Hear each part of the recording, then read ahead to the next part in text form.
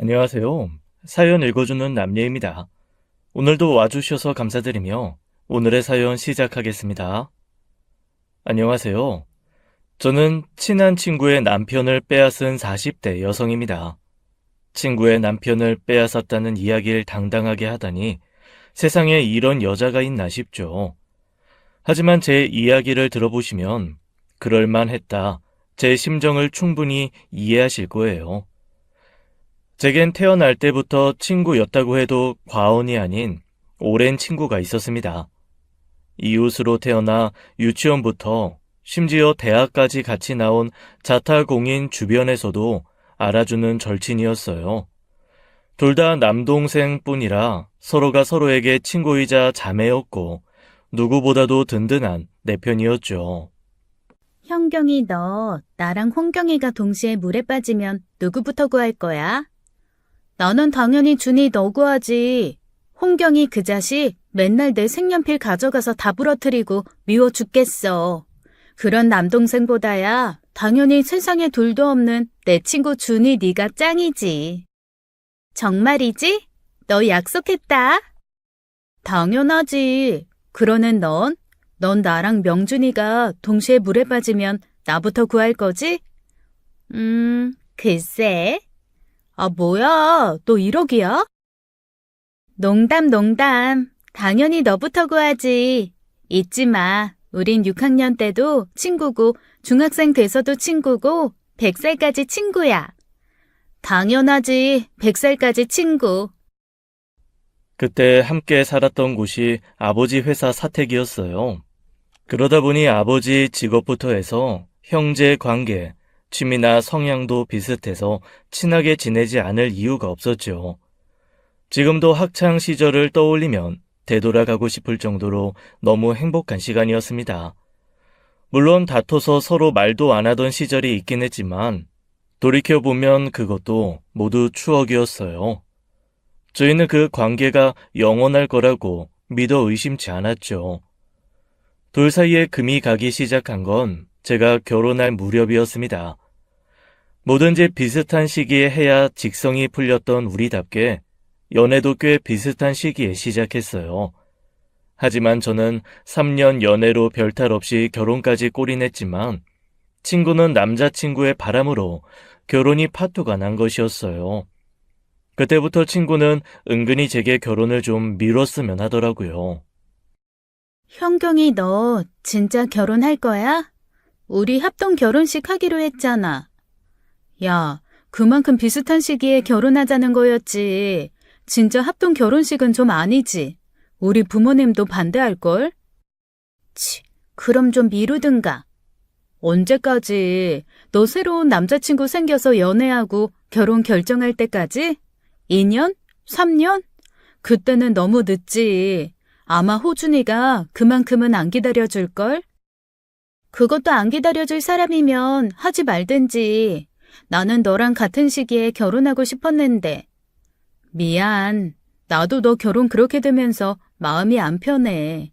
근데 결혼한다고 해서 뭐 달라지는 건 없잖아. 결혼하더라도 난 네 친구고 언제든 만날 수 있으니까 걱정하지 마. 알았지? 그땐 우울해하는 친구 마음도 이해가 되었어요. 넷이 함께 데이트한 적도 많고 결혼 준비도 거의 동시에 시작했는데 식장 계약하기 직전에 바람 사실을 알았죠. 그런 친구를 두고 저 혼자 결혼식을 진행하려니 마음이 편치는 않았습니다. 하지만 이미 상당 부분 진행된 상황에서 친구가 파혼해서 저도 미룬다고 하면 좀 이상하잖아요. 아무리 남다른 우정이라도 제 가족이 될 사람들에게까지 민폐를 끼칠 순 없는 노릇이었어요. 시간이 지나면 친구도 현실을 인정하고 받아들일 거라고 생각했는데 날이 갈수록 그 히스테리는 더 심해졌습니다. 현경아, 나와. 나 꿀꿀해. 한잔 해야겠어. 어? 아, 미안. 준이야. 지금 시부모님 와 계셔서 나가기가 좀 그래. 뭐? 지난주에도 오셨다면서 또 오셨단 말이야? 너는 시부모님은 뭐냐? 신종 시집살이지 그게 별개 시집살이야? 아, 짜증나. 그럼 나 누구랑 술 마시라고. 그럼 나 그냥 너네 집에 가서 마시면 안 돼? 어? 우리 시부모님 와 계신다니까? 계시면 뭐, 며느리 친구가 며느리 좀 만나러 왔다는데 내가 가서 은근히 쫓아내줄게. 준이야, 다음에 보자. 일본 유학 중이라던 시누이가 와서 오신 거라서 그래. 그리고 집으로 부르기에는 시간이 너무 늦었고. 나나 호준이야 괜찮지만 어른들 보기엔 좋아 보이지도 않잖아, 응? 결혼 후에도 달라지는 게 없을 거라고 말하긴 했지만 그래도 예의는 지킬 거라고 생각했어요. 그런 예의가 없는 친구도 아니었고요. 그런데 파혼한 이후부터는 자꾸 그런 기본 예의도 없는 것처럼 구니 저도 너무 곤란했죠. 엄마는 애가 충격도 충격이지만 셈이 나서 그러는 것 같다고 좀 더 이해해 주라고 하더라고요. 그때까지만 해도 저도 같은 생각이었어요. 그래서 애 어르고 달래듯 설득한 것이고요. 시간 되면 나가서 술도 마셔주고 꿀꿀하다고 할 때는 1박 2일 여행도 같이 간 적도 있고요. 시부모님 방문 같은 불가피한 일만 아니면 저도 최선을 다해 친구 노릇, 자매 노릇 해줬다고 생각합니다. 그러다 결혼 1년 만에 제가 임신하게 된 거예요. 가족들의 축하를 받으며 친구에게도 그 사실을 전했는데 친구는 누구보다도 더 놀란 것 같더라고요. 임신? 정말이야? 얼마나 됐는데? 이제 막 6주 됐대. 지금도 안 믿겨. 이 배에 진짜 손톱보다도 작은 아기가 생겼더라니까. 내가 엄마가 된다니. 준이야, 나 잘할 수 있을까? 나 어쩔 줄을 모르겠어. 잘하겠지. 너는 뭐든지 잘했으니까. 축하해, 현경아. 그때까지만 해도 몇 주 뒤 친구로부터 어떤 이야기를 듣게 될지 상상도 못했습니다. 막 임신 16주가 지날 무렵이었어요.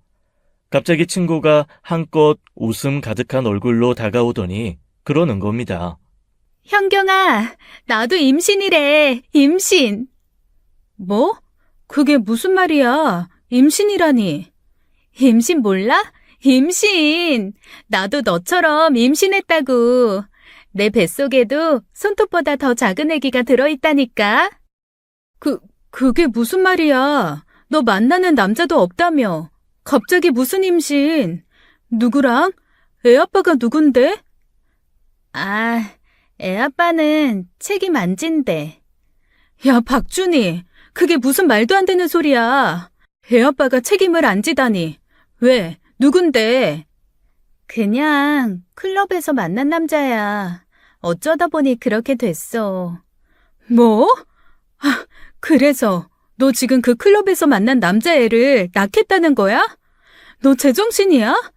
너가 지금 무슨 얘기 하는지 알고나 하는 소리냐고. 아, 왜? 너는 임신했는데 나는 임신하면 안 돼? 나도 결혼해서 아이 갖고 싶었어.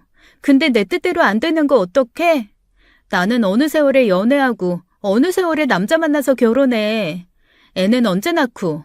이왕 이렇게 된 김에 애 생길 때 낳을래. 너도 있는데 뭐가 걱정이야. 준이야. 그렇게 쉽게 생각할 문제 아니야. 내가 있는데 뭐. 나도 내 자식 키워야 하는데 너를 어떻게 신경 써줘. 너 엄마는 이 사실 아셔? 아빠 알면 너 죽어. 야, 서영경. 나는 너 임신했을 때 축하해줬는데 너무한 거 아니야? 준이야, 너 지금 미혼모 되겠다는 거잖아. 세상에 어떤 친구가 미혼모 되겠다는 친구를 두 팔 벌려 환영해? 부부가 키워도 힘든 게 육아래. 우리 사촌 언니는 하루에 12번은 애 울 때 같이 운대. 형부는 제대로 잠도 못 자고 출근해서 잔소리 듣는 게 일상이고. 부모가 둘이어도 힘든 일을 너 혼자 어떻게 하려고 그래? 혼자서도 충분히 해. 우리 엄마도 나랑 명준이 충분히 잘 키웠잖아. 우리 아빠나 너네 아빠나 어디 육아에 그렇게 적극적인 분들이었어? 서로서로 공동 육아하면서 버틴 거지. 우리도 그렇게 하면 되잖아. 친구는 제 말을 귓등으로도 듣지 않았어요. 미혼모가 되어 아이를 낳아 키운다는 게 어떤 의미인지 고민할 생각도 없어 보였죠. 그저 저와 같이 아이를 낳아 키우면 그만이라는 생각뿐이라 아무리 말려도 귓등으로도 듣지 않았어요. 참다 못해 이러다 친구 엄마에게 원망 들을까 싶어 친구에게 상의도 없이 말했다가 절교할 뻔도 했습니다. 너 미쳤어? 그걸 우리 엄마한테 왜 말해? 내가 오죽하면 그래? 아무리 생각해도 이건 아니니까 그렇지. 내가 낳는다잖아. 낳는 건 나야. 누가 너더러 내일까지 낳아달랬어? 왜 엄마한테 말해서 이를 키워? 지금 아빠 나 잡으러 온다고 난리야. 당장 병원에 데려가겠다고 난리라고. 우리 애 잘못되면 나 너 가만 안 둬. 두고두고 평생 원망하고 미워할 거야. 친구에게는 미안하지만 솔직히 저는 그때 친구가 정말로 아이를 낳지 않았으면 했습니다. 아무리 생각해도 그건 친구가 힘들어지는 길이었으니까요. 제가 오죽했으면 친구 엄마한테 연락해 그 사실을 밝혔겠나요. 친구 부모님께서 불이 나게 친구 자취방으로 갔지만 친구는 부모님이 찾지 못하는 곳으로 완전히 숨어버렸습니다. 그렇게 배가 불러올 때까지 나타나지도 않았어요. 한참 뒤에나 나타나 선심 쓰듯 그러더라고요.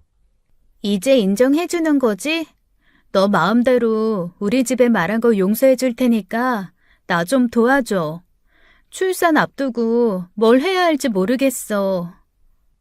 일이 그렇게 된 거 어떻게 하겠어요. 저나 친구나 곧 출산해도 이상하지 않을 만큼 배는 부를 대로 부른걸요. 결국 저는 친구와 함께 육아하기로 했고 그 결정이 제게 어떤 화가 되어 돌아올지 상상도 못한 겁니다. 애를 낳고 나서야 애를 낳게 한 것이 실수였다는 것을 뼈저리게 알게 된 거예요. 친구와 저는 약 2달 터울로 아이를 낳게 되었어요. 그런데 그때부터 뭔가 이건 아니다 싶은 일들이 생기더라고요. 현경아, 안 무서웠어? 곧 출산한다니까 너무 무서워 죽겠어. 그냥 이 또한 지나가리라 그렇게 마음먹어. 어떻게든 될 거야. 해보니까 별거 아니야. 그러니까 사람들이 둘째, 셋째도 낳지. 분명 힘들겠지만 못 견딜 만큼 힘든 건 아니니까 걱정하지 마. 그럴까? 잘할 수 있겠지?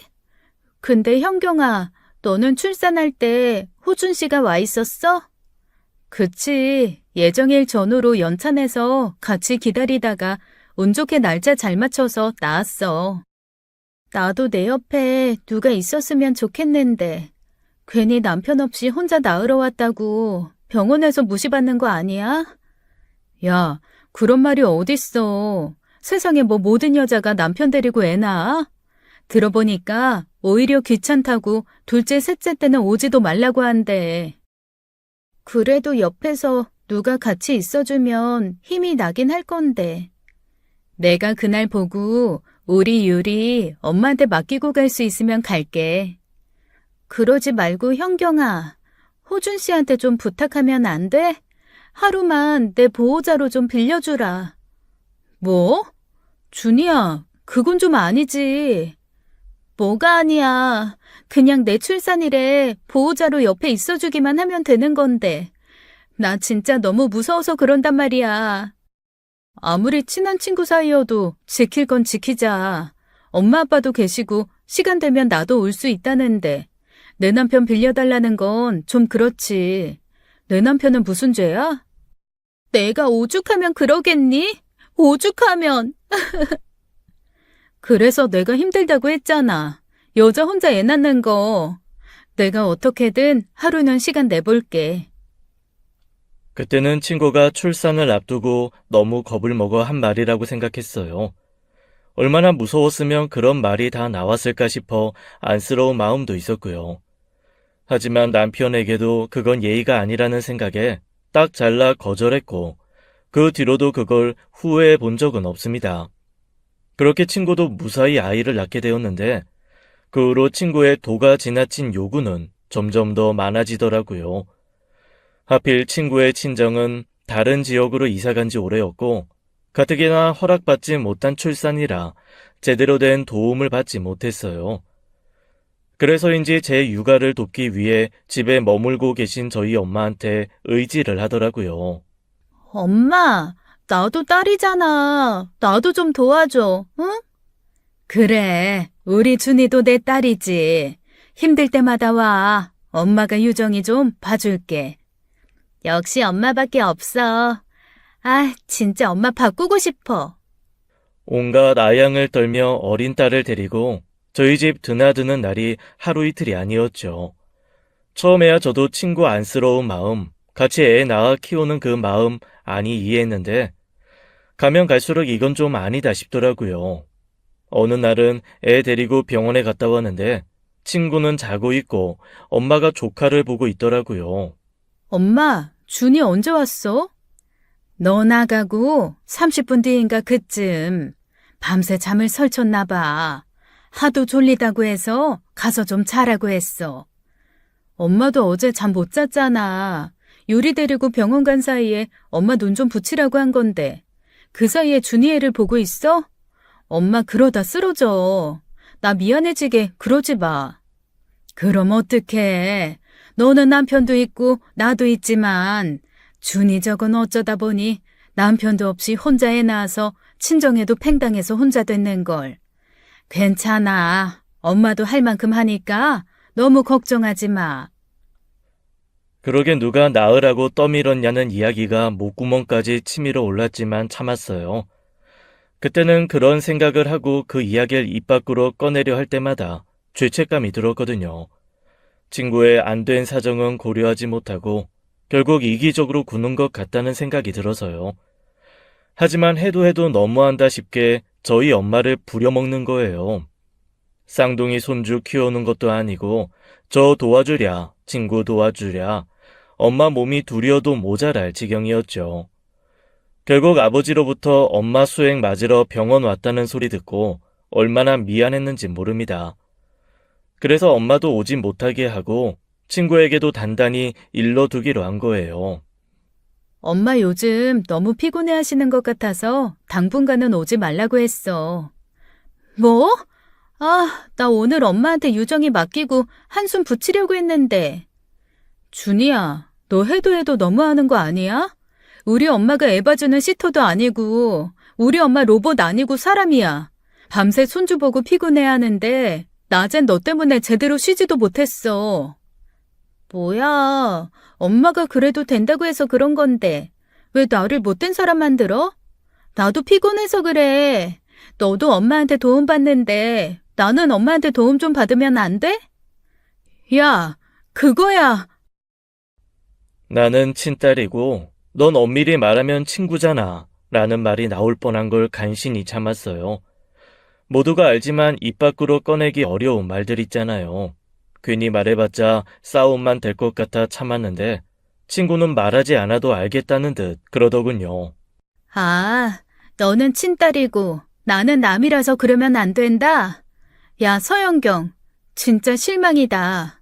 세상에 둘도 없는 자매처럼 지내자고 할 땐 언제고 이제 와서 남이라고 선 긋는 거야? 네가 어떻게 나한테 그래? 그게 아니라 엄마가 너무 고생하시는 것 같아서 그렇지. 친딸인 나도 너무 힘들어서 도와달라고 하면서도 미안해 죽을 것 같단 말이야. 근데 솔직히 너희 엄마도 안 봐주는 유정이를 왜 우리 엄마가 봐주면서 수혜까지 맞아야 돼? 됐어, 나 갈게. 아, 준이야. 네가 나를 그런 식으로 생각하고 있는 줄은 몰랐어. 난 너를 진심 친동생 친언니처럼 생각해서 의지했는데 너한테 나는 그저 짐이었네. 너네 엄마 괴롭히고 힘들게 하는 짐. 네 진심 잘 알았으니까 이만 가볼게. 친구는 미안하다고 붙잡는 제 손도 뿌리치고 조카를 데리고 가버렸습니다. 그렇게 마음 상하게 할 생각은 아니었는데 막상 그렇게 대놓고 싸우고 나니 마음이 너무 불편하더라고요. 그놈의 육아 동지가 뭔지 그 마음 때문에 그랬을 거예요. 친구도 많이 속상하겠죠. 알게 모르게 제 삶과 자기 삶이 비교가 됐을 거고 딸 출산에 기꺼이 달려와 주는 엄마가 없어 서글펐을 겁니다. 그래서 제가 먼저 손을 내민 거예요.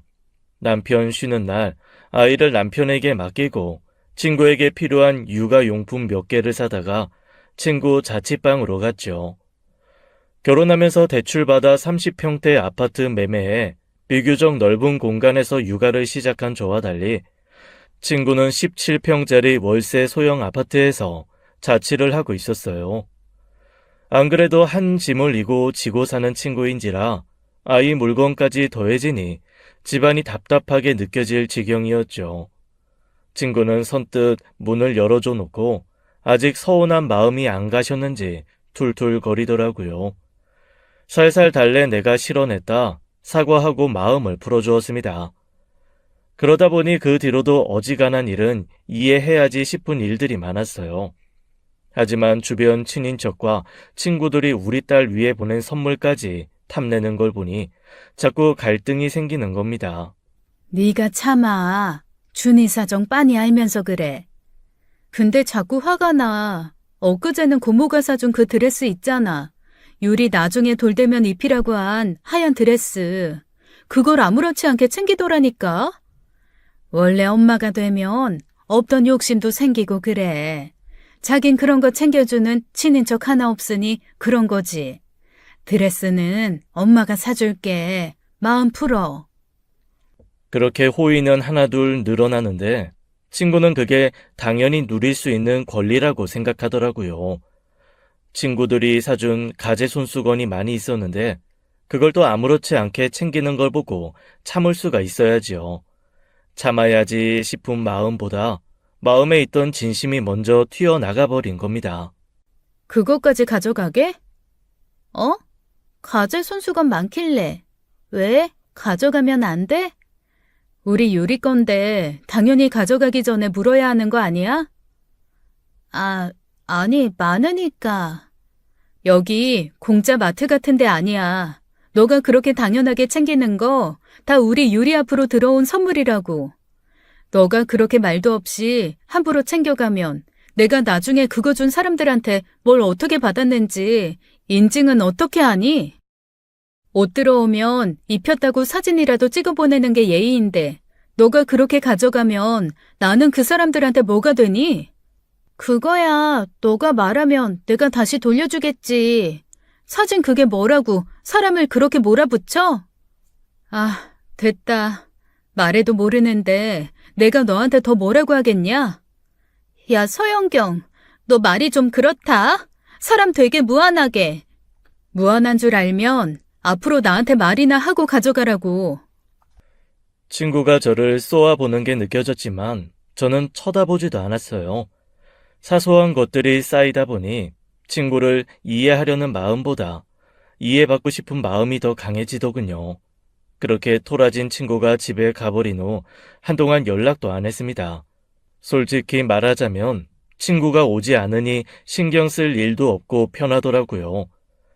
친구는 전처럼 제가 먼저 다가와 사과하길 기다렸던 모양인지 다른 친구들한테 자꾸 저 어떻게 지내냐 떠보던 모양이었습니다. 제가 아무렇지 않게 잘 지낸다고 하니 처음으로 우리 아이 내복을 사가지고 왔더라고요. 그러면서 울면서 사과하는 겁니다. 형경아, 미안해. 내가 생각이 짧았어. 너네 집이 무료 마트라고 생각해서 그런 게 아니라 그냥 내가 너를 너무 편하게 생각해서 그랬나 봐. 게다가 우리 유정이랑 다르게 유리는 아무것도 모르는 그 어린 나이부터 선물이 가득 쌓여 있으니까 유정이한테 미안하기도 하고. 형경아, 내가 잘못했어. 기분 풀어라. 내가 미쳤지. 왜 그렇게 중요한 걸 놓치는지. 이게 다 산후 우울증인가 봐. 사과 한번 받기 힘든 친구에게서 그런 이야기를 들으니 저도 별 수 없더라고요. 그만하면 됐다 싶기도 하고 앞으로 주의하겠다 했으니 저도 받아준 것이었습니다.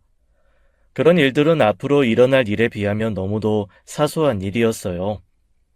언젠가부터 제 눈에 거슬리기 시작한 것이 있었습니다. 애들은 신생아부터 몇 번이나 얼굴이 바뀐다고 하잖아요. 처음에는 몰랐는데 점점 가면 갈수록 제 아이와 친구의 아이가 닮아가는 겁니다. 2달 차이다 보니 둘이 같이 눕혀두면 제 딸이 좀 더 잘 먹어 살이 오른 아이처럼 보이는 것이었어요. 유모차를 가지고 나가면 쌍둥이 같다는 이야기도 종종 들었고요. 그럴 때마다 친구는 싱글벙글 웃음을 띤 얼굴로 그랬죠. 너랑 내가 자매처럼 자라서 그런가? 우리 애들도 자매같이 자라려나 봐. 이거 우리가 어렸을 때부터 꿈꿔왔던 거 아니니? 친구가 정상적인 결혼을 하고 저처럼 아이를 낳았으면 저에게도 기쁜 일이었을 겁니다. 하지만 친구가 혼자서는 전혀 육아하지 못하는 상황인데다가 애까지 닮았다니 영 듣기 좋은 소리는 아니더라고요. 게다가 저를 더 신경 쓰이게 한 건 친구 딸 등에 난 점이었어요. 신생아 때는 그 점이 희미의 몽고점인 줄만 알았는데 자라면서 점점 짙어지더니 그냥 딱 봐도 점이더라고요. 그걸 얼마 전 친구 대신 목욕을 시키다 발견했는데 모양이나 위치며 남편 점과 똑같은 겁니다. 모르는 사람한테 사진 찍어 보여주면 같은 사람 점이라고 생각할 정도로요. 세상에 이런 우연의 일치도 있나 그런 멍청한 생각부터 하게 되더라고요. 어쩌면 두려웠던 것 같습니다. 제가 품고 있던 의심이 현실이 되는 순간 제 세계는 완전히 무너져 버릴 테니까요. 그 뒤로 혹시나 한 마음에 조용히 남편과 친구를 유심히 살폈지만 그 둘에게서 수상한 점은 찾을 수가 없었어요. 그 전부터 따로 연락하던 사이도 아니었고 저 없이 따로 만난 적도 없고 함께 있어도 대화도 잘 안 했거든요. 함께 육아를 하는 것도 남편이 회사 갔을 때 일이라 친구가 집에 자주 드나드는 것에 비해 둘이 마주친 적도 없어요. 한 번은 남편에게 은근히 떠본 적도 있습니다. 준이 말이야. 당신은 어떻게 생각해? 어떻게 생각하냐니? 미혼모긴 하지만 외모도 그렇고 몸매도 그렇고 괜찮잖아. 좋은 사람 있으면 소개시켜주면 어떨까 싶어서. 글쎄, 아무리 그래도 애가 있는데 쉽지 않지. 애 있는 돌싱이면 모를까. 뭐 알아봐줘? 어? 나중에 준이한테도 말해보고. 하지만 남편은 친구를 전혀 의식하고 있는 것 같지 않았습니다. 그럴 때마다 내가 대체 무슨 생각을 하고 있는 건지 출산으로 정신을 놓아버렸나 싶어 자책도 했었어요. 그러던 어느 날이었습니다. 우연히 계좌 정리를 하던 중 평소 쓰지 않은 계좌에서 상당히 많은 돈이 인출된 사실을 알게 된 거예요. 저희 부부 전체적인 자산 관리는 남편이 하지만 비밀번호를 공유해 늘 확인할 수 있게 해두었어요. 평소 자산 관리에 관심이 많은 남편인지라 다 맡긴 부분이었고 한 번씩 확인할 때마다 잘하고 있다는 생각이 들어 관여하지 않았거든요. 돈이 인출된 그 계좌는 평소에는 사용하지 않는 계좌였어요. 주변에서 아이 축하금으로 들어온 돈을 따로 모아두는 곳으로 훗날 아이에게 크게 쓸 일이 없으면 독립할 때 그대로 주자고 의견을 모아 만든 것이었거든요. 엄청나게 많은 돈이라고 할 수는 없지만 양가 어른들께서 계좌의 취지를 아시고 주신 목돈이 있어 절대 적지는 않은 돈이었죠. 그런데 그 계좌 잔액이 하나도 없으니 얼마나 당황스러웠겠어요. 여보, 유리 계좌에 돈이 하나도 없던데 어디에 옮겼어? 그거? 실은 엄마가 잠깐만 쓰고 주신다고 해서. 어머님이? 갑자기 그렇게 큰 돈을 어디에? 아니, 무엇보다 그 정도는 어머님도 가지고 계실 거 아니야. 아버지 모르게 쓸 일이 있다고 하셔서 나한테 급하게 말씀하셔서 그랬어. 당신한테 말할까 하다가 엄마 체면도 있고 해서. 미안해. 엄마가 빨리 쓰고 주신다고 했으니까 모른 채 하고 있어. 그때 뭔가 무시하기 힘든 촉이 오더라고요. 1,000만 원 살짝 넘는 돈이었는데 그 돈이 없어 아들에게 손 벌릴 뿐이 아니라는 걸 저는 잘 알고 있었습니다. 그래서 은근슬쩍 어머님께 연락해 넌지시 떠봤거든요. 어머님, 혹시 아버님이랑 같이 있으세요? 아니, 그 양반 요즘 임장 다니잖아. 둘째 손주 태어나면 애들 띄워놓을 수 있는 전원주택이 좋겠다고 벌써부터 아주 콧노래가 절로 나와. 요리 돌도 안 지났는데 저 양반이 왜 저러나 모르겠다. 그러세요? 아가씨도 머지않아 아이 가질 텐데 넓은 마당이 있으면 좋죠. 근데요, 어머니, 혹시 무슨 일 있으세요? 무슨 일? 무슨 일은? 하루하루 네 아버지 콧노래 듣는 거 말고는 별일 없는데? 왜? 무슨 일 있어? 아니요. 며칠 전에 어머니께서 요리 아빠한테 돈을 빌려가셨다고 하셔서 혹시 무슨 일 있나 하고. 돈? 무슨 돈? 난 호준이한테 돈 같은 거 빌린 적 없다.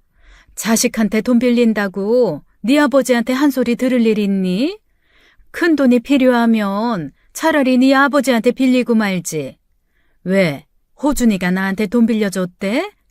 이놈의 자식이 또 어디서 사고를 치고? 아무튼 난 아니니까 괜히 나 끌어들이지 말라고 해. 역시나 제 촉이 맞았더라고요. 그 돈은 시댁에 들어간 돈이 아니라 남편이 개인적으로 쓴 돈이었죠. 그러니 제가 가만히 있을 수가 있나요? 어떻게든 추궁의 그 돈의 행방을 알아내야겠다고 결심하던 차였습니다. 그날 친구가 저희 집에 온 순간 그 행방을 알 것 같았지만요.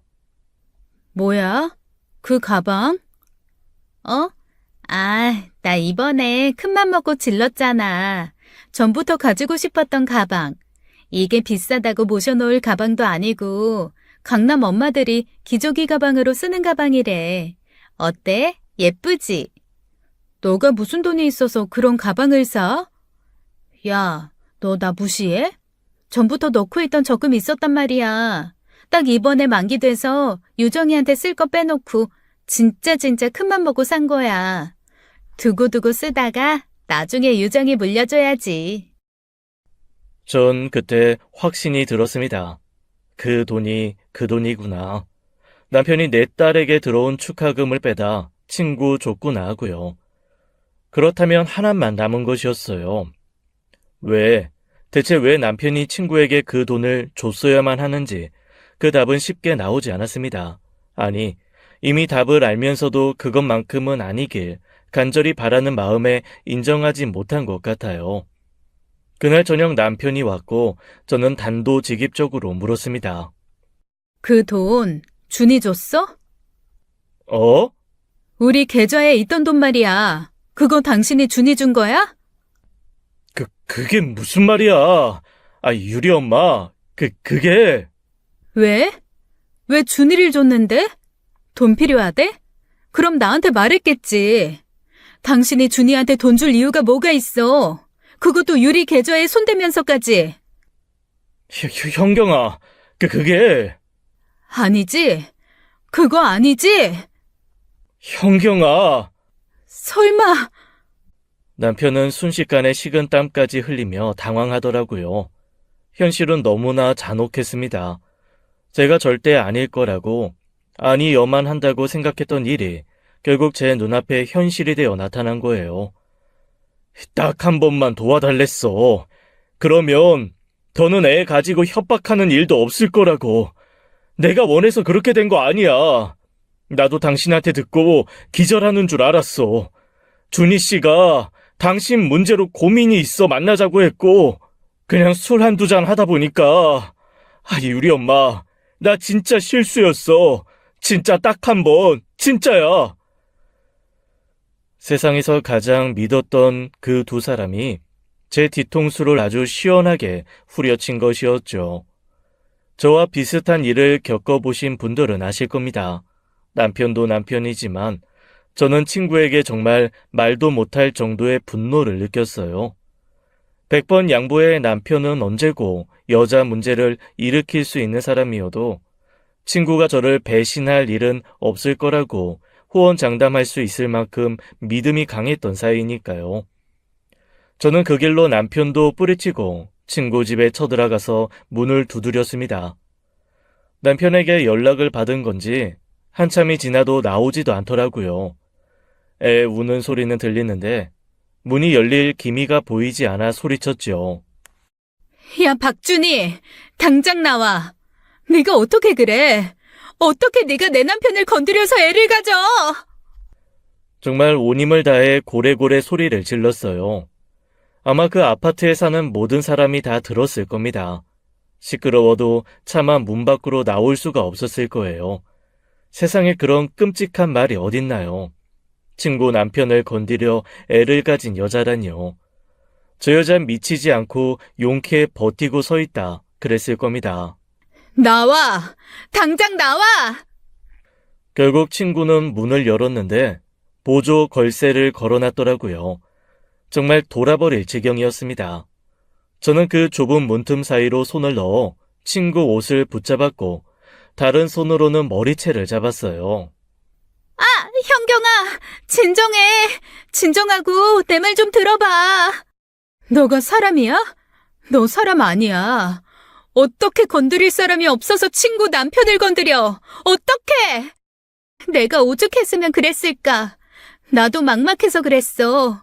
나도 너랑 같이 결혼도 하고 애도 가지고 그 순서 좀 갖추고 싶은데 그게 안 돼서. 잘못한 거 알아. 실수였어. 평생 사죄하면서 살게. 한 번만 용서해주라. 어? 이것 좀 놓고. 뭐? 사죄? 용서? 이 미친년이. 딱 하룻밤의 실수. 남편과 친구의 말을 한마디로 정의하자면 그랬어요. 하지만 그게 하룻밤의 실수였는지 여러 날의 실수였는지 아니면 고의였는지 그걸 어떻게 압니까? 이미 배신의 실체인 애가 버젓이 나와 있는데요. 전 무엇보다도 내 딸과 친구의 딸이 이복 자매라는 사실이 너무 끔찍해 견딜 수가 없었어요. 자매처럼 지내자고 하더니 딸들을 진짜 자매로 만든 친구의 행태가 소름 끼칠 지경이었죠. 남편은 무릎이 닳도록 빌며 듣기 싫은 말만 짓거리더라고요. 진짜 하룻밤의 실수야. 진짜라고. 유리 엄마, 제발 나 좀 봐주라, 어? 나 당신이랑 유리 없이는 못 살아. 아버지는 어떻고, 나 맞아 죽어. 우리 아버지 성격 알잖아. 하, 조준율이 좋네. 하룻밤 만에 애도 생기고. 나랑 유리 없어도 당신은 준이랑 유정이가 있는데 아쉬울 거 없잖아. 아버님? 그냥 몇 대 맞아. 설마 자식인데 죽이기야 하겠어? 아, 그러고 보니 유정이 이름도 당신이 지었나? 유리, 유정이. 꼴값 떤다 진짜. 저는 순순히 이혼하지 못하겠다는 남편 때문에 시댁까지 찾아가야 했습니다. 소송을 하느니 그 편이 더 빨랐거든요. 시어머니는 쓰러지셨고 시아버지는 골프채를 들었어요. 결국 그렇게까지 일을 키우고 나서야 이혼을 했고 친구를 상대로는 상간자 소송으로 합의금을 받았죠. 그 돈도 친구 어머니께서 내주신 돈이었습니다. 제가 아는 친구는 임신으로 일을 그만두게 되면서 돈도 없었거든요. 그렇게 제 세상은 두 사람의 배신으로 하루아침에 완벽하게 뒤집어졌고 저는 애딸린 이혼녀가 된 거예요. 그렇게 무려 7년의 세월이 흘렀습니다. 시아버님 덕분에 재산 분할을 유리하게 받고 친정 근처에 아파트를 구해 살았어요. 엄마 도움으로 애를 키우고 이혼 후 거의 바로 일자리부터 구해 생계 활동을 시작했죠. 남편과 함께 살았을 때까지만 해도 3살까지는 제가 부터 키우고 어린이집에 보내고 싶었는데 돌이 지나자마자 바로 어린이집에 보내야 했습니다. 이혼으로 삶이 달라진 건 딸도 마찬가지였던 것이지요. 들리는 소문에 의하면 결국 친구 애도 남편의 애니 잘해보려고 혼인신고까지 했던 모양이에요. 친구의 소형 아파트에 들어가 살다가 1년을 채우지 못하고 이혼했다는 소식도 들려왔죠. 박준이 그거 결국 이혼했대. 아주 하루가 멀다 하고 싸우다가 박준이 그게 지분에 못 이겨서 지 자식한테 손찌검을 했나 보더라. 준이가? 유정이를? 그럼 이혼하고 애를 보낸 거야? 아니, 호준 씨도 박준이 걔가 애 엄하게 키우는 거 알고 자기가 데려가겠다고 했는데 곧 죽어도 안 된다고 하더래. 근데 호준 씨도 호준 씨지.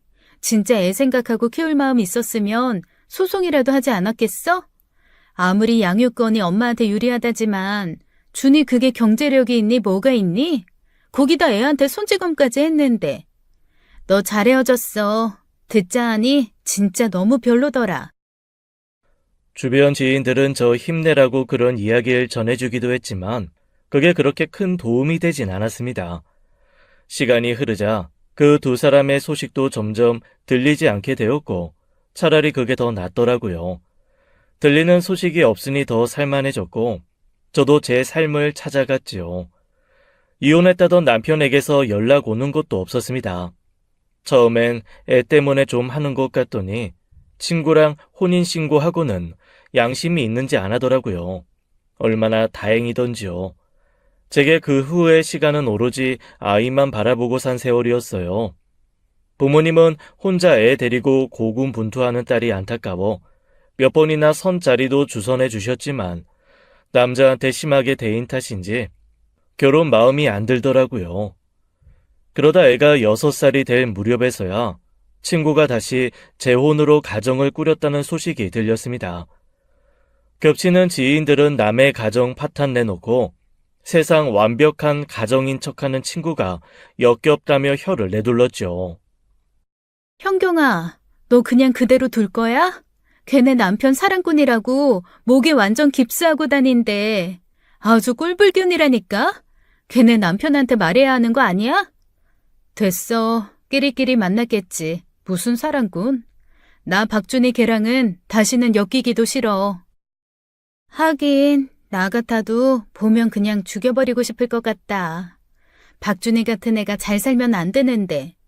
현경아, 그러지 말고 너도 좋은 사람 있으면 만나봐. 내가 좀 알아볼까? 아니야, 아직은 생각 없어. 생각해줘서 고마워. 그나마 위안으로 삼자면 수년이 지나도 제 편이 되어 똑같이 분노해주는 친구들이 있다는 것뿐일 거예요. 길에서도 마주치지 말자, 마주치면 내가 무슨 짓을 할지 모르겠다 그러면서 살았습니다. 그런데 그렇게 간절한 바람이 무삭하게도 그 친구를 만나게 된 거예요. 같은 지역에 살고 있으니 언제고 한 번은 마주치겠거니 하긴 했지만요. 같은 학교 같은 반은 너무했죠. 아이 학교 입학식 날 부부 동반으로 참석해 아이를 배웅하는 친구를 보며 잠잠했던 분노가 다시 이는 것이 느껴졌습니다. 저희 아이는 아버지가 없는 대신 외할머니 외할아버지도 함께 해주셨지만요. 아이는 모르겠지만 엄마만 아는 미안함, 안타까움 그런 게 있잖아요. 그럼에도 애써 모른 채 하려고 했습니다. 그 친구와 엮여봤자 제 인생만 더 피곤해지고 제 수명을 깎아 먹는 짓인 것 같았거든요. 그런데 하늘이 자꾸 그 친구에게 복수하라고 등이라도 떠미는 것 같더라고요. 친구 남편이 제가 일하는 회사의 새로운 관리자로 들어오게 된 거예요. 친구 남편은 저를 몰랐지만 저는 입학식 날 멀리서 보고 알고 있었어요. 겉으로 보기엔 상당히 신사적이고 괜찮은 남자처럼 보였습니다. 그래서 더 화가 났었던 것 같아요.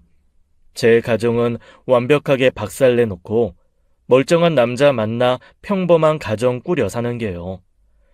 그렇게 며칠 지켜봤는데 역시 끼리끼리 까마귀 노는 곳에 어떻게 백로가 가겠어요. 똑같은 까마귀 한 쌍이 만난 것이죠. 현경 씨는 싱글맘이라며? 이혼? 사별? 이혼이에요. 에이, 그래. 아유, 젊은데 남자친구는 없어? 네. 내 친구 중에 꽤 괜찮은 싱글 있는데 소개해줄까? 글쎄요. 제가 눈이 좀 높아서. 뭐 선호하는 스타일이라도 있어? 말만 해. 내가 은근 마당발이거든. 내가 다 맞춰줄 수 있는데. 일은 전부 부하 직원한테 떠넘기는 한량에 여직원만 있으면 나이가 많든 적든 기혼이든 미혼이든 일단 찝적대고 보는 사람이더라고요. 저는 순간 잘만 이용하면 이걸로 꽤 괜찮은 복수를 할 수 있겠다 싶었습니다. 친구한테 남편까지 빼앗긴 마당에 저라고 친구 남편 뺏지 말라는 법은 없잖아요. 하지만 친구처럼 추잡스러운 방법을 쓰고 싶지는 않았죠. 친구처럼 추잡해지지 않고 나름 우아한 복수를 하기 위해 머리를 좀 써야 했어요. 스타일, 키는 한 175cm 정도면 되고, 저는 안경 쓰는 남자가 지적이어서 멋있어 보이더라고요. 가끔 흡연하는 모습이 섹시해 보여서 흡연도 상관없고요. 피부톤은 좀 까무잡잡한 게 괜찮기도 하고. 어? 그래? 현경 씨 보기와 다르게 나랑 좀 통하는 구석이 있네. 뭐가요? 아, 아니야. 일하라고. 친구 남편은 제 어깨를 기분 나쁘게 한번 쥐고 사라지더라고요. 기분 좋을 겁니다. 제가 말한 특징이 딱 친구 남편이 가진 특징이었거든요. 평소 제 이상형과는 한참 거리가 먼 스타일이요. 원래 그런 사람들이 한번 김칫국 마시기 시작하면 시키지 않아도 사발로 연달아 들이키기 마련이잖아요. 그대로 제 앞에서 좀 있어 보이려고 용을 쓰더라고요. 괜히 목덜미에 뿌린 향수를 어필하겠다고 제 얼굴에 몸을 바짝 붙인다던가 멀찍이 서서 저를 보면서 담배를 피우고 있다든가 하는 그런 행동이요. 저는 직원들 앞에서는 적당히 거리를 두고 피하다가도 단 둘이 있을 때면 은근히 여지를 줬습니다. 은근슬쩍 친구 남편의 손을 스치는 가벼운 스킨십을 한다든가 별 이야기도 아닌데 친구 남편이 하는 말에 오버스럽게 웃어준다든가 하는 그런 거요. 어찌나 단순하든지 그 행동에 홀라당 넘어간 게 제 눈에 보일 정도였습니다. 그러니 때로 개인적인 연락이 오기도 하더라고요. 현경 씨, 내 문자 안 봤어? 문자요? 아직 확인 못했어요. 왜요? 내가 거래처 갈 일이 있는데 마침 김 대리가 일이 있다는데 같이 갈래? 거기가 꽤 괜찮은 드라이브 길이기도 한데 기분 전환도 하고 어때? 업무적인 지시인가요? 어? 현경 씨 또 눈치가 있네. 당연히 업무 지시지. 그럼 갈게요. 친구 남편은 좋다고 따라 나서더군요. 저는 완벽한 복수 앞에서 좀 더 치밀해야 했습니다. 혹시라도 나중에 빌미가 될 일을 만들지 않기 위해 개인적인 연락도 일체하지 않았어요. 은근히 돈을 쓰게 하거나 살짝 선을 넘게 하는 등 아슬아슬한 줄타기 하듯 친구 남편을 대했죠. 어떻게 보면 직장 상사로서 대하는 것으로 보이면서도 또 어떻게 보면 착각하게 되게끔 한 거예요. 현경 씨, 그때 말한 이 소개팅 말이야? 네? 네. 마침 딱 현경 씨가 말한 그런 스타일이 있는데 어때? 만나볼래? 그런 스타일 있으면 만나보면 좋죠. 어떤 분인데요? 그게 현경 씨 생각보다 꽤 가까이 있는데 현경 씨 모르겠어? 어디요? 저희 직원 중에 그런 분이 계시던가요? 여기 있잖아, 여기. 눈앞에 두고도 몰라? 친구 남편은 신이 나서 그러더라고요. 당장이라도 잡아뜨리면 자빠질 것 같은 여자를 두고 아주 안달이 나 있는 것처럼 보였습니다. 역겹고 불쾌했지만 복수를 위해 휴대전화 녹음을 켜놓고 견뎠어요. 그러니까 부장님 말씀은 지금 부장님 한번 만나보라는 그 말씀이세요? 하지만 부장님 결혼하셨잖아요. 저야 남편 없는 싱글맘이라지만 가정도 있으신 분이. 에이, 알면서 알만한 사람이 빽이야. 근데 나 그렇게 막 재미만 보려고 하는 사람은 아니야. 실은 이혼도 생각하고 있거든. 이혼이요? 왜요? 사모님이랑 꽤 단란한 가정이신 것 같던데. 그게 다 쇼윈도라고 쇼윈도. 집사람이 아주 보여지는 거에 환장해서 사람을 들들 볶아. 그래도 내 아들한테 자라니 참고 살았지. 여자로서 매력이 하나도 없어. 우리 현경 씨처럼 살결도 보드랍고 매끈한 각성미라도 있었으면 좋았을걸. 부장님, 방금 그 말씀은 좀 선을 넘으신 것 같은데요? 어? 아이, 내가 좀 그랬나? 내가 좀 빨랐지? 미안해. 불쾌하게 생각하지 마. 내가 현경 씨 생각하는 마음이 너무 앞서서 그랬어. 알지? 저는 행여 무슨 일이라도 당할까 심장이 요동을 쳤습니다. 다행히 확실히 선을 그은 덕분에 이상한 일은 없었고 녹음에도 문제가 없었어요. 그날은 어영부영 친구 남편이 원하는 대답은 없이 헤어졌고 저는 기다렸다는 듯이 그 길로 친구에게 그 녹음을 보냈죠. 잔잔한 수면 위로 바위가 굴러떨어진 기분이 어떤지 평온했던 삶에 폭탄이 떨어진 그 기분 알았으면 좋겠다는 간절한 바람을 담아서요. 아니나 다를까 문자 메시지를 보내자마자 제게 연락이 오더군요. 받지 않았어요. 그 길로 바로 휴대전화도 꺼버렸죠. 속이 아주 새까맣게 타서 제가 될 지경이었을 거라고 생각하니 묵은 채증이 서서히 내려가는 것 같았습니다. 친구의 반응은 생각보다 굉장히 화끈했어요. 다음날 바로 회사로 찾아왔거든요. 오자마자 눈이 뒤집혀서 미친 듯이 쏘아대더군요. 서영경, 어딨어? 이 미친년 어딨어? 왜 이러세요? 누구신데 그러세요? 서영경 어딨냐고? 내가 네 목소리도 모를 줄 알아? 번호 바꾸면 모를 줄 알았어? 저기 있네. 야, 이 미친년아! 무슨 짓이야? 교양 없이. 교양? 지금 이 바닥에서 너 같으면 교양 찾겠니? 이 환양년! 감히 내 남편을 건드려? 내 남편을?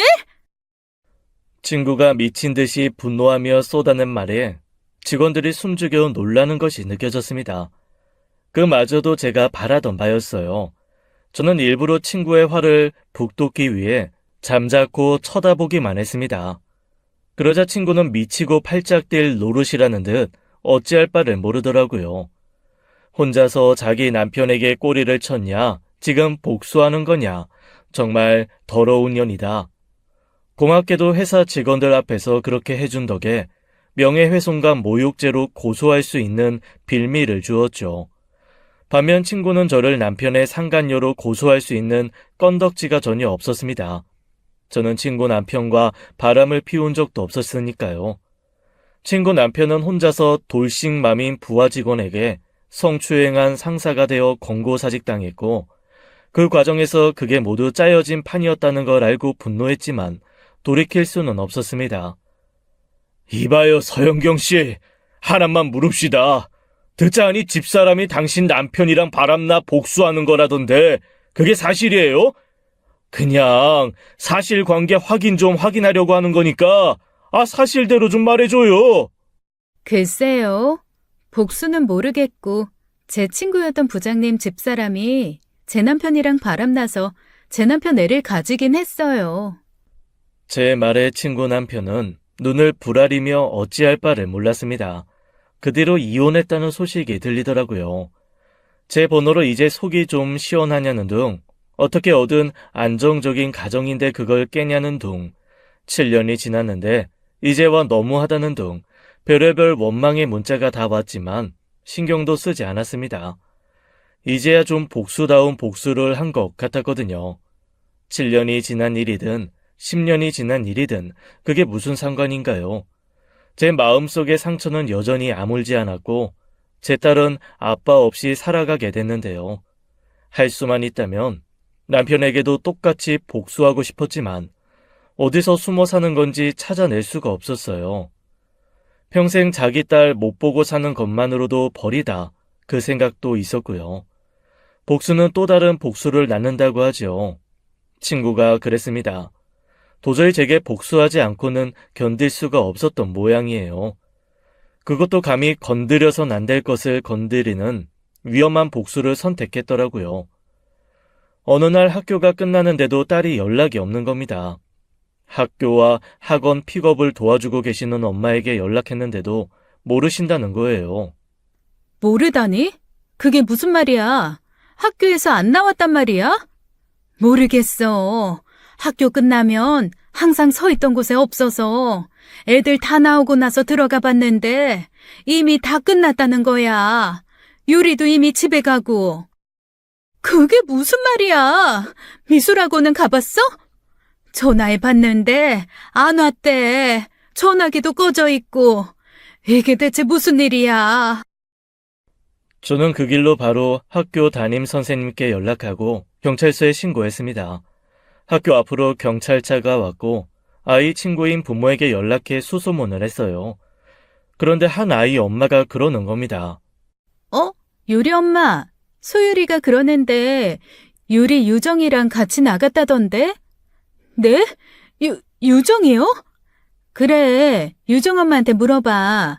마지막까지 유정이랑 같이 있었다니까 유정이가 알 거야. 저는 그 말을 듣는 순간 눈앞이 새하얘지는 것 같았습니다. 그제야 친구의 지시라는 걸 알았고 다리에 힘이 풀려 그 자리에 주저앉고 말았어요. 저는 덜덜 떨리는 손으로 친구에게 전화했지만 친구 핸드폰은 보란듯이 꺼져 있었습니다. 다 죽어가는 목소리로 경찰에게 의심되는 사실을 알렸고 경찰은 곧장 친구에게 연락을 취했죠. 솔직히 그제야 후회가 좀 되더라고요. 당한 사람은 난데 그만한 복수도 못하나 싶어 억울하긴 했지만 저 때문에 딸의 신변에 무슨 일이 생긴 거라는 생각이 들자 견딜 수가 없었어요. 학교 정문에서 주저앉아 땅에 이마를 짚고 엎드리고 있었죠. 그렇지 않으면 견딜 수가 없을 것 같았거든요. 경찰은 일단 집에 가 있으라고 했지만 저는 그 자리에서 꼼짝도 할 수가 없었습니다. 준이, 유정 엄마랑 연락됐어요? 아니요. 추측만으로 위치 추적이 어려워 계속 연락을 시도하고 있습니다. 유정 엄마 맞아요. 내 딸 데려간 거 유정 엄마가 틀림없다고요. 당장 위치 추적이든 뭐든 할 수 있는 거 다 해줘요. 네? 경찰은 그렇게 쉬운 문제가 아니라며 제게 기다리라고 했지만 애가 사라진 마당에 엄마가 그게 되나요? 결국 횡설수설하며 친구와의 관계, 최근에 있었던 일을 대충 털어놓았더니 그제야 경찰은 다급하게 움직이더군요. 정황상 보복성 유괴라는 것이 인정된 것이죠. 하지만 위치 추적도 쉽지는 않았습니다. 휴대전화를 꺼버리면 마지막 꺼진 곳까지만 추적이 가능했거든요. 그야말로 속이 새카맣게 타버리는 것 같았죠. 딸에게 무슨 일이 생기면 저는 가만히 있지 않을 작정이었습니다. 복수가 복수를 낳으니 결국 누군가 용서를 해야 한다고 해서 그게 내가 되어야 하나요? 저는 그렇게 관용적인 사람도 너그러운 사람도 아니었습니다. 제가 한 짓이 후회가 되다가도 왜 당한 내가 참았어야 하는지 도저히 납득이 안 되더라고요. 그렇게 마음속으로 친구를 수천 번을 갈기갈기 찢어 죽였을 겁니다. 경찰이 갑자기 함께 서로 가자고 하더라고요. 아이, 찾았습니다. 서로 가시지요. 그게 정말이에요? 경찰차를 타고 급하게 서로 가자 그곳에는 친구가 앉아 있었습니다. 유리, 우리 유리 어딨어? 어머니, 진정하세요. 아이들은 저희가 안정을 취할 수 있는 곳에서 보호하고 있습니다. 보다시피 유정이 어머니께서 이런 상황이라. 경찰이 넌지시 바라본 친구의 손목에는 수갑이 있었어요. 아이들을 위해 그 모습을 보이지 않으려 따로 보호하고 있었던 것 같았습니다. 친구는 허탈한 표정으로 저를 힐끔 보더니 책상 위로 시선을 던지고 넋놓고 있더라고요. 순간 분노가 일어 친구의 뒤통수를 세게 후려쳤습니다. 곁에 있던 경찰의 저지로 2대 3대 때리지 못해 한이 되더군요. 그때 경찰이 그러는 거예요. 진정하세요, 유리 어머니. 박준희 씨는 아이를 자발적으로 데리고 오셨습니다. 네? 자수했다. 자수했어. 됐냐? 친구는 미련도 없다는 듯 씁쓸한 목소리로 그러더군요. 저는 그게 믿기지 않았어요. 유괴하려다 자수라니 갑자기 무슨 바람이 불어 정신을 차렸나 싶더라고요. 유정이랑 유리 뒷좌석에 앉혀놓고 나들이라도 가는 것처럼 데리고 갔어. 둘이 신나서 앉아서 쫑알대는데 나도 뭐 어쩌자고 데리고 간 건 아니고 그냥 너 속이나 상했으면 좋겠다 싶어서 갔어. 눈이 돌아서 그랬어. 그렇다고 애를 건드려? 너도 애가 있으면서 어떻게 애를 건드려? 엄밀히 말하면 애를 건드린 게 아니라 너를 건드린 거지. 한번 봐봐. 내가 유리몸에 털끝 하나 손댔나. 그래서 잘못한 게 없다. 네가 잘났다 이거야? 내 잘못이라는 생각이 들어 그랬다. 왜? 뭐? 유리랑 유정이 그렇게 나란히 앉아 그러더라. 우리는 평생 우정이야. 2학년 때도 친구하고 3학년 때도 친구하자. 100살 때도 친구하자. 그거 우리가 초등학교 때 했던 약속이잖아. 우리가 왜 그렇게 됐을까? 천년만년 친구하던 우리가 왜 그렇게 돼버렸을까? 목적지도 없이 애들 얘기 들으면서 달리다 보니 답이 보이더라. 아, 나 때문이구나.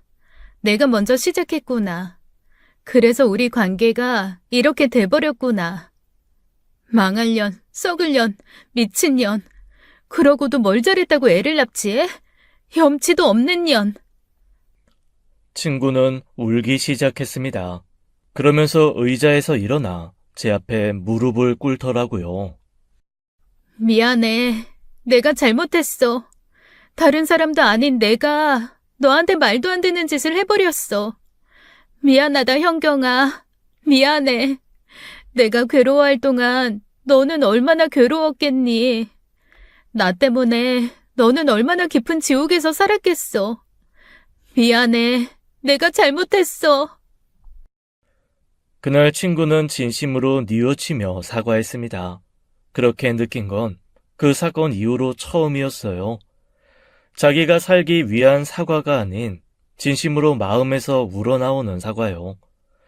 어쨌든 친구가 제 아이를 유괴하려 했던 건 사실이었고 그건 제가 어떻게 합의할 수 있는 사안은 아니었습니다. 아이가 스스로 유괴당하고 있다는 것을 인지하지도 못했고 아이에게 위해를 가한 건 아닌데다가 얼마 지나지 않아 자수했다는 점이 참작되어 집행유예를 선고받았죠.